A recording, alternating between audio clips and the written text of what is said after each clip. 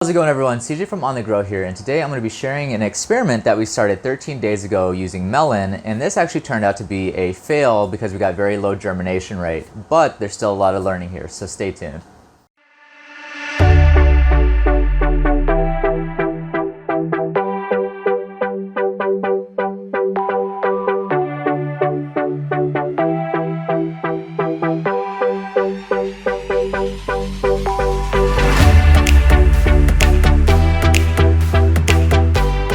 Alright, so 13 days ago, I started a new crop for our space called cantaloupe, which is a melon variety. So this is actually something that somebody down in Mexico grows and actually sells as microgreens, and they have a lot of success with. And so whenever they told us about cantaloupe and how it actually tastes a little bit like cantaloupe, I became very interested in this. So we've been trying to get this to grow. This is our second attempt at it.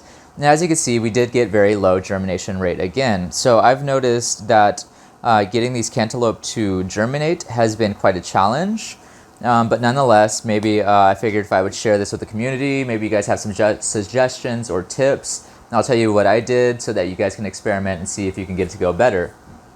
So let's quickly talk about it. So what I did is I seeded 50 grams of melon cantaloupe per tray, and honestly, I think the seed density, 50 grams, is really good.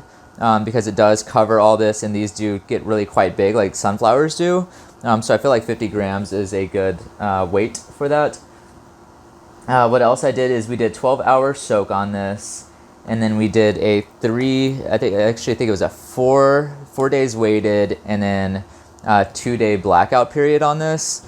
And still though, even though we had this weighted down for 4 days, we still got very, very low germination. So I'm not sure if we need to soak for longer, soak for shorter, maybe try a pH balance soak.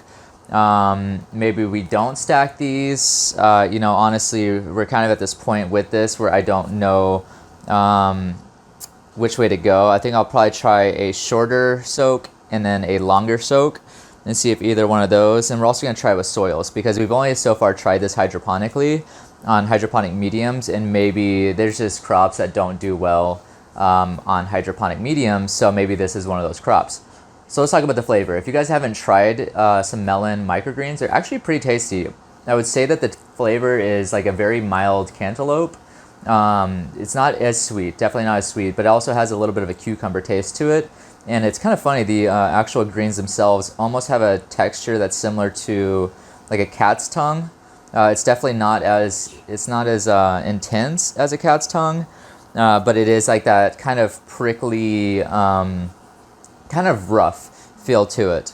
But as for the taste, I think they're super tasty. And if I can get this to grow correctly, I think this would be an awesome crop for people to be able to play with. And I would love to see this at more farmers markets and things because it does have a very interesting and unique flavor.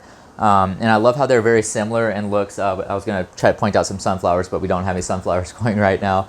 But they do have a very similar appearance to sunflowers, so I think that they would do really quite well because people seem to gravitate towards sunflowers, for microgreens being one of their favorites. So anyways, I know this is a kind of a failure, but I just wanted to share at least what we got so far. So I would say we probably hit about a 5% germination rate, maybe a little bit lower. But still it's promising because once you've tasted these, you'll kind of realize that, hey, this probably has a lot of potential as being a huge microgreen. Okay, so I wanted to talk quickly about the seed variety that we chose. This is just the only organic one, or one of the only organic ones we could find. So this is here, I've got it right here too. It's the Hale's Best Jumbo. Cantaloupe melon, it is the organic one. So while searching for organic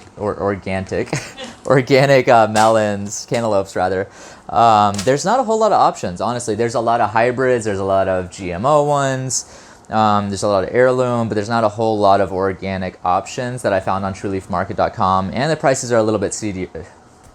The seeds are a little bit pricier. My God, dyslexia is real today. The price for these are about $32 per pound, so it is a little bit more expensive as a crop, but I do think it has a ton of potential.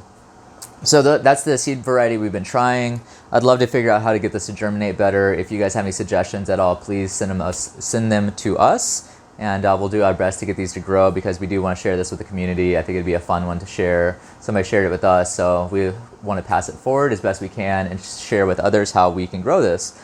So that's about it for this video. I know it's a little bit of a fail video again, but honestly, I think that there's a lot of learning from these videos because you have a little bit of success. It gives you that little bit of hope that, hey, maybe next time you could do better. So I'm excited about that. So thank you so much. If you enjoyed this video, please give us a thumbs up. If you dislike this video, give us a thumbs down. If you have any questions or comments, please leave them in the section below, and we will do our best to get those answered for you. If you would like to subscribe to us, we do lots of experiments. Click that subscribe button. And if you would like to as well, our Instagram is @OnTheGrowFarms, and we actually started a Facebook as well that is also @OnTheGrowFarms. Thank you so much. Have a great day and keep on growing.